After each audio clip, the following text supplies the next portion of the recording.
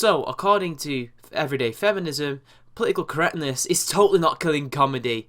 And there's 5 reasons why. Well, I don't know about you, but this calls for a fucking video. Intro! Hello everyone, this is ChampionMan90. Ugh! Damn it, I can't see a thing in this. Alright, and as usual, you know, whenever I cover an article, I like to take the mickey out of the title. So let's just take a look at this thing, shall we? PC culture, in inverted brackets, so it's PC culture, isn't ruining comedy. Here are 5 ways it's actually helping. Oh really? It's actually helping comedy, really? Oh, I didn't know that.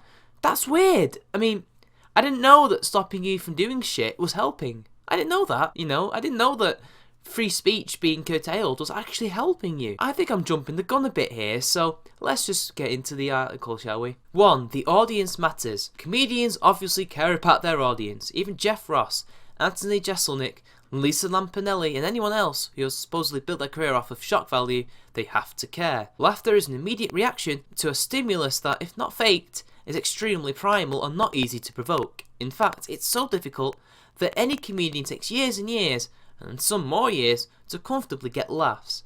At the bottom of everything, this is all comedians care about getting, even though they all have decidedly different paths of reaching the same destination. I don't think the audience matters that much. Their opinions are totally irrelevant.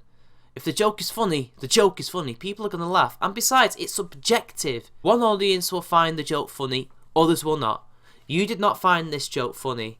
I did find the joke funny. In the end, the people are relevant because others will just find it funny and others will not. I don't see why they matter.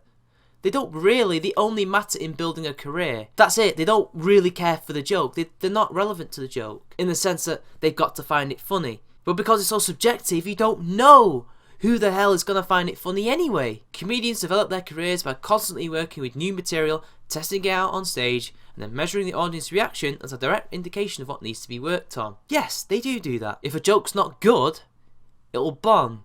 It doesn't matter what subject it's about. You could make a joke about flowers.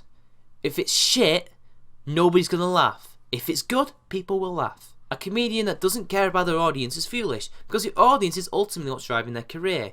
It's like being an accountant and not caring about numbers, hoping that all the formulas will somehow fall into place as long as you put in the hours. From the perspective of an audience member, comedians have a platform whether they like it or not, and so do the audience. The audience have the right to heckle him, they have the right to joke with him.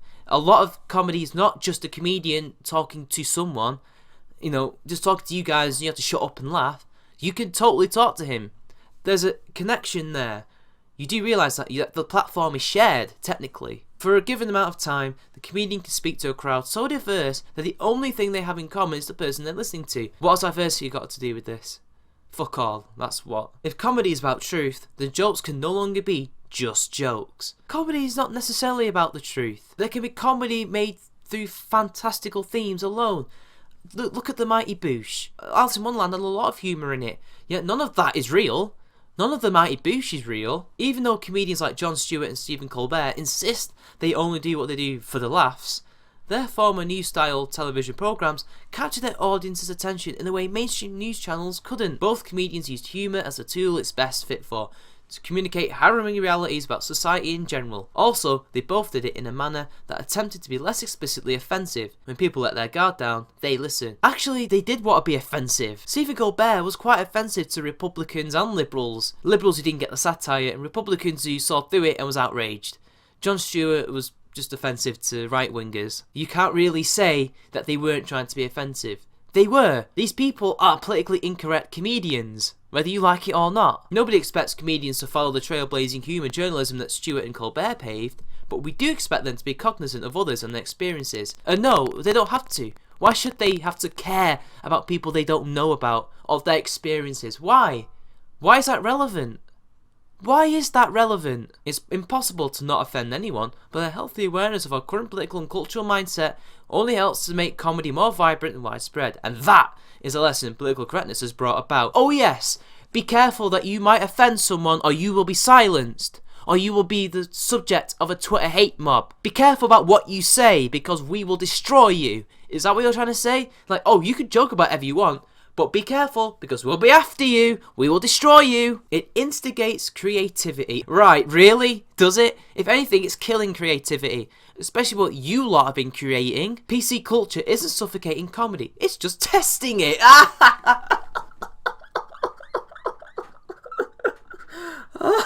Holy shit. Did she really just say that? It's testing comedy.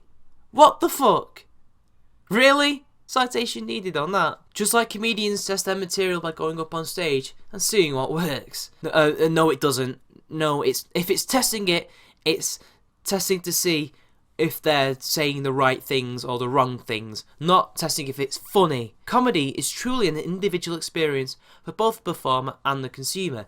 Considering the perspective of the performer, any form of competition other than themselves is intimidating, especially if it's a whole new mindset. If it's an individual experience, why are you collectivising everyone? Writer Lindy West has made many a kerfuffle with stand-up comedians and some of their questionable bits. In an episode of now off-air show Totally Biased with W. Carmel Bell, West argued with comedian Jim Norton on whether jokes about rape, race or ability should be permitted in a comedian's act. Well, yes, it should. First Amendment, freedom of speech. You can joke about anything. Anything can be funny. George Carlin used to say that. West has a good point. Jokes whose punchline exists at the expense of someone's identity or traumatic experience can be uncomfortable and unsolicited to someone who would otherwise come out to a show just to laugh. Well, bullshit. What are they fucking doing there then if they know that this comedian makes jokes at the expense of people's experiences and races, etc., etc.? They know exactly what they're getting in for. So I can only assume they're going to that show to be offended. What are they doing there then? Why are you watching and listening to comedians who you find offensive? That doesn't make a whole lot of sense, does it? Sure, sometimes someone comes up with a funny joke that has sexist undertones, but with the myriad existing schisms between groups of people in society, is it really worth it to purposely alienate people in an environment where the whole point is to take a break from reality and have a good time? I'm sorry, but comedy is not about taking a break from reality. Comedy is about joking about reality. You laugh at reality. That's what fucking comedy is. A movie is taking a break from reality. I can concede that maybe comedy movies are a break from reality, especially rom-coms, but a comedy that deals with real life issues like a lot of comedians do is not taking a break from reality. That is projection from you. You want a break from reality, so you think that only comedy will give that, when it's not. Most comedians laugh about reality. Also, why is society so divided right now? It couldn't possibly be because of all this bullshit that you lot have been spreading. It couldn't possibly be that. I personally don't think so. But if offensive jokes are so awful, and if political correctness is really single-handedly combating them, why does Dark Humour continue out of a presence? Why did Daniel Tosh get a TV show? Why do Comedy Central roasts feature some of the best comedians so highly tuned into? Because the consumer wants it. That's why. They don't like political correctness. It's what sells. It's what Comedy Central sees. It's obvious. PC comedy does not sell. It's why Sarah Silverman is now a nobody, pretty much. What has she done in comedy the last couple of years?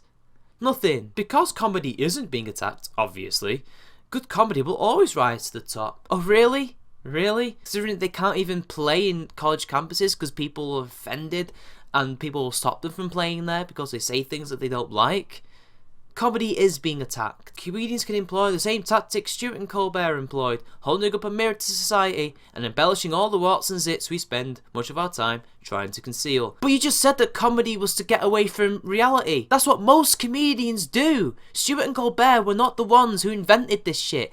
This shows that you've not been a fan for years, but you've been a fan for a couple of months, and now you fancy yourself as a comedian. You know fuck all about comedy. Lenny Bruce did it before this lot. Hell, Charlie Chaplin did it before him. It highlights the very real gap between how we want our world to be, inclusive and empathetic, and how it actually is, unequal, prejudiced, uppity. No, that's what you want the world to be, and what you think the world is like. But there are ways of doing that without making someone feel horrible about themselves. I'm sorry, but that's the person taking that, not the comedian making that person feel that way. Remember, offence is taken, not given. For instance, there are ways of telling a rape joke that doesn't make fun of the victim, but rather highlights the horrible culture of it. And that's exactly what Tosh did.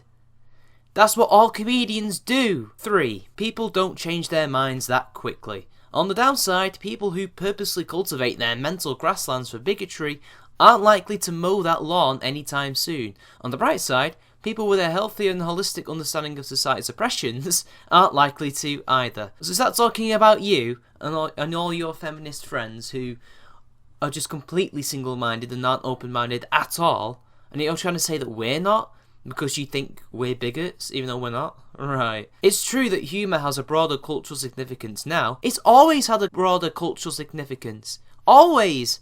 The Romans and the Greeks valued humour very, very highly. The medieval people also valued it highly. In fact, the court jester was probably one of the most important members of the court. I'd like to give you a history lesson. Basically, there was this jester in Henry VIII's court, I forgot his name, and basically, he was allowed to tell the most unsavoury jokes, because that was his role. He did nearly get executed for joking about Queen Elizabeth I, well, princess back then, because he called her a bastard.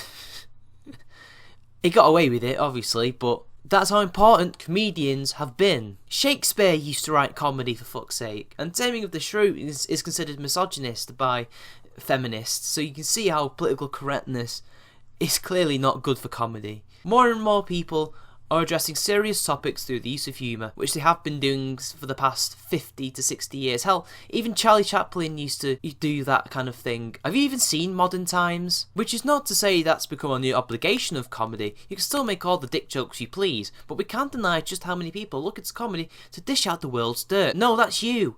You haven't been watching comedy long enough, so we assume that all these political comedians, these comedians who talk about politics, religion, etc., etc., are a new thing. They've never been a new thing. They've been around for thousands of years. They've been around in our modern culture for, God, nearly 100 years now. Again, the oldest comedian I know that dealt with issues was Chaplin. For fuck's sake, it's not a new thing. This is not a new phenomenon. This is the problem with social justice warriors. They're never part of the communities in which they purport to be a part of, so they think everything that's within this community is new when it's not. This article is out of touch. Thankfully, most of us are smart. If you clicked on this article in order to gain more insight on what's right and wrong, you're smart!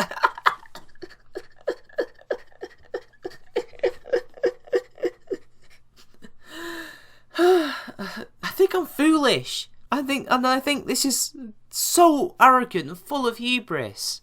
Jesus Christ. Nobody is smart for agreeing with this article. And nobody's smart even reading it. How arrogant do you have to be to think that you're smart for writing a dumb article about political correctness helping comedy when it's not? It's quite obviously the opposite. We all know rape is horrible. We all know there are injustices in the world. And people are being mistreated because of their race, gender, sexual orientation, ability and class. And that's horrible. Class! A feminist actually just discussed class. Really? Wow. That seemed almost like you had to say that. It's a shame that none of you ever, raised those issues more, considering you're meant to be left-wingers. No comedy show, no matter how offensive, is going to change our opinion on this. And no comedy show is going to further fuel the hatred of the deniers of any of the above facts. It's already burning. So what's the point in writing this article then? If you know you're not going to change opinions, if you know comedy, no matter how offensive, is going to change your opinion or my opinion, then why are you trying to silence these people using political correctness then? If there's no issue, if you can't change their opinions, why are you still doing it? Why are you making this article? I know I'm repeating myself, but this question needs to be asked over and over again. Why are you doing it? What's the point? You might as well just stop there.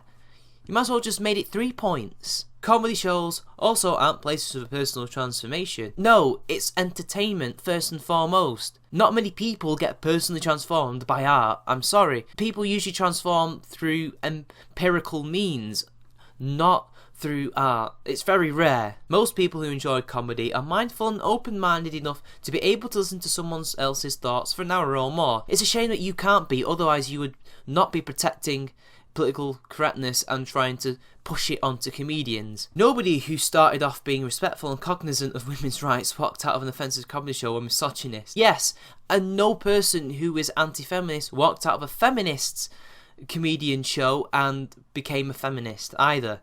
It works both ways. The jokes we most fear will negatively affect people, often only affect those who harbour depressive thoughts to begin with. That is terrible sentence structure and you should be ashamed of yourself. And you just contradicted yourself. Apparently walking into an offensive show will not be harmful and change your opinion, yet you've only just gone and said that it does do that. Make your bloody mind up. Those are often the ones that still aren't changing, no matter how many articles are out there about the dangers of oppression. Look, oppression is not oppression to you guys. When you talk about oppression, that is not oppression. There is discrimination, but that does not equal oppression. That is something different, and that can be addressed. I can tell you where people are being oppressed, but you would just say fallacy, so I'm not going to bother. This isn't to pardon those whose entire set list is lazy. Oppressive jokes, because honestly, sometimes the shit lack of creativity is the offensive part. They're not oppressive. Jokes cannot be oppressive. They're just jokes, for fuck's sake. This is the problem with you lot.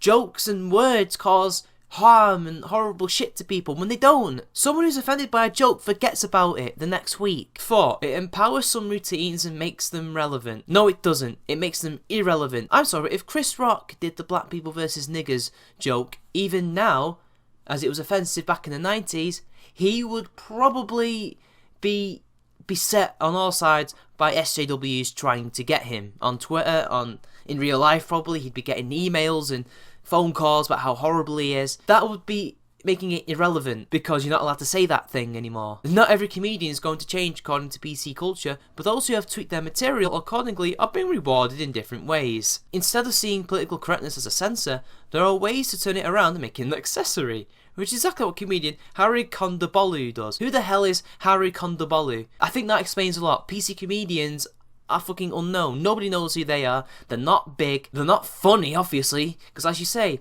a comedian gets big because they're funny, because the audience finds them funny. Who is this person? Kondabalu's humour is refreshingly inclusive. He makes a stellar effort at understanding and incorporating the oppressions of others into his material. This word is getting more and more diluted. It literally means nothing now. What she really means is, I don't know, like I said before, discrimination. She does not mean oppression, because nobody's being oppressed in the West, apart from maybe the poor. The poor are probably being oppressed by the rich, but that's been a thing since the fucking time immemorial. Sometimes at the expense of himself, or even better, at straight white guys. Ah yes, here's your prejudice. You see, it's funny. We're not allowed to joke about all these other people, but we can joke about my uncle, or we can joke about my other uncles, or my grandparents. We can joke about them because they're the oppressors, aren't they? It's so totally okay to be racist and sexist to them because you can't be sexist and racist to them. In the same video, he even acknowledges the experiences of trans people, something mainstream comics are known to be currently bitching about. Nobody's bitching about it. They're putting them in jokes. What's wrong with putting them in jokes? Wait, so at the beginning of the article, she mentions Ricky Gervais's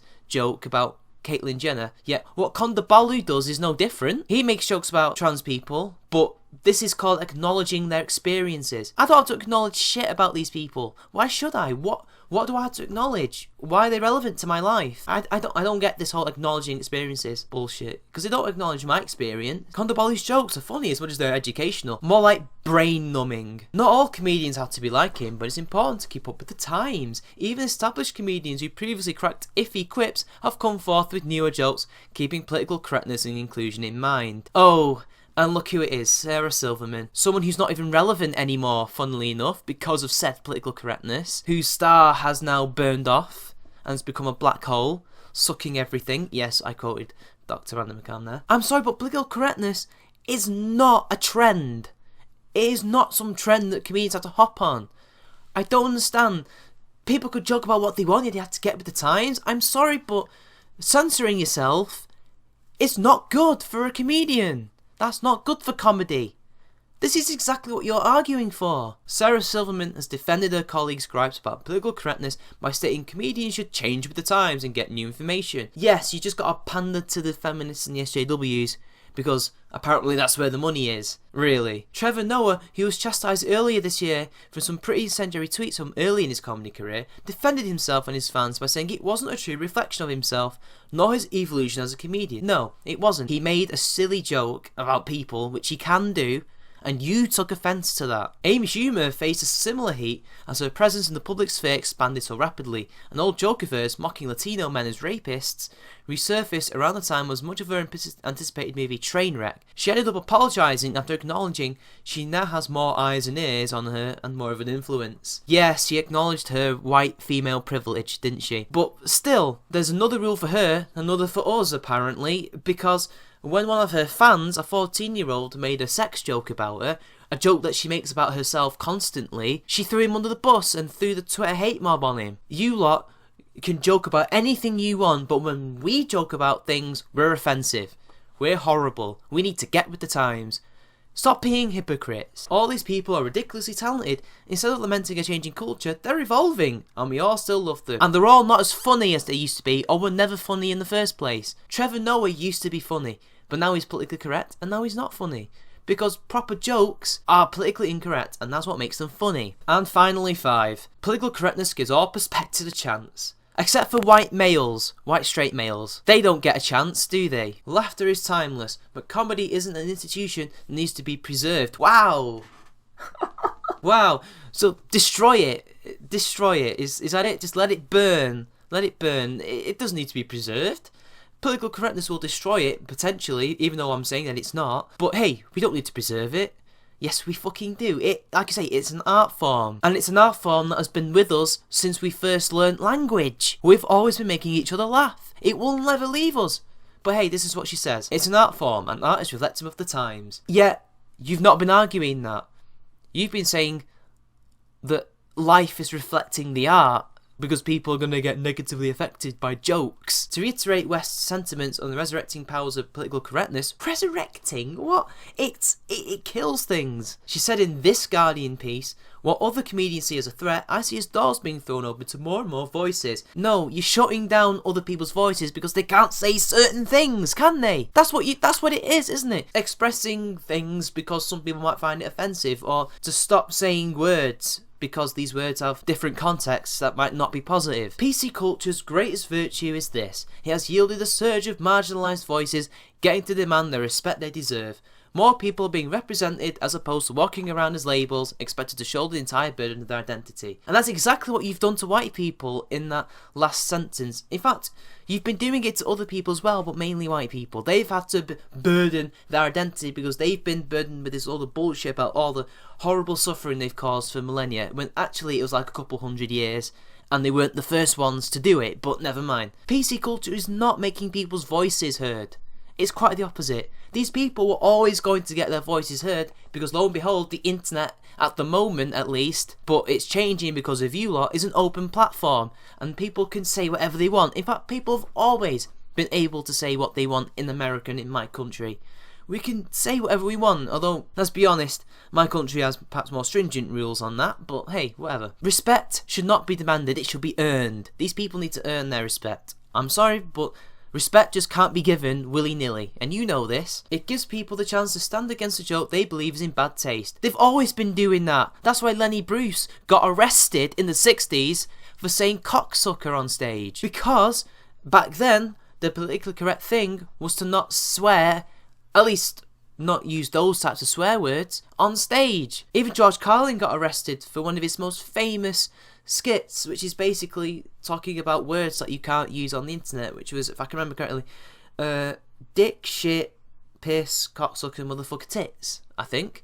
The 7 deadly words or something that you can't use on TV. He got arrested for that. Or at least was, I don't know, he had his show cancelled. Master of None writer Alan Young credited straight white guys in Hollywood whose dominating presence made stories about anyone else seem fresh and original. But hang on, I thought it was more of a Jewish dominated industry, wasn't it? And you just said then that they weren't necessarily white. You didn't talk about them as if they were white. Aziz Ansari addresses so many instances of racial inequality and diversity in his show that wouldn't have risen to attention were it not for political correctness. No, he fucking made them people aware of it because he's talking about it. It wasn't political correctness. Comedians were talking about racism long before this lot. This lot, again, are not original. That was before this big era of political correctness. People have always been speaking out. He's even been lauded for his feminist comedy addressing creepy dudes and even sexual inequity. That in itself is not feminist. Talking about a creepy guy is not feminist. That's just talking about a creepy guy.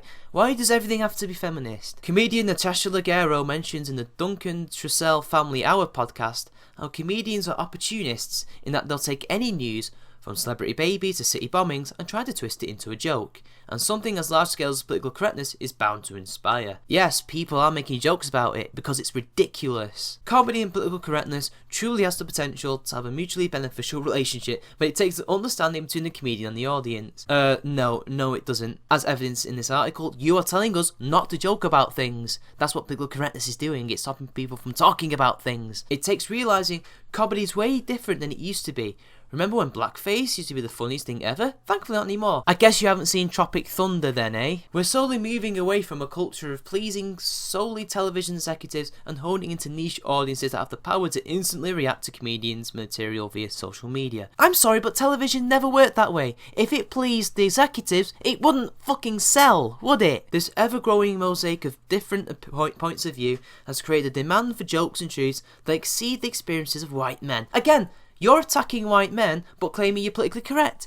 You're just as bloody bigoted as what you claim us to be. I'm not even white, and you're fucking doing this shit. What constitutes edgy at the time could soon become outdated. Granted, some will always be timeless. Why is it that everything has to come back to white men? What exactly have they done to marginalise these comedians who are famous because these white guys watch their shows, they go to their shows? You do realise that America is mostly white, right? But without these audiences, Aziz Ansari would not be where he is. But because you lot are ungrateful, you do not mention that little truth, do you? But hey, comedy's about truth. Just not the proper truth. Comedy transitioned in the 90s from clubs to alternative venues, where comedians of all backgrounds shared the stage and the freedom to experiment with a wider range of material. I'm sorry, but that's always been going on regardless. Maybe your alternative scene happened in the 90s, but over here it happened in the 70s and the 80s.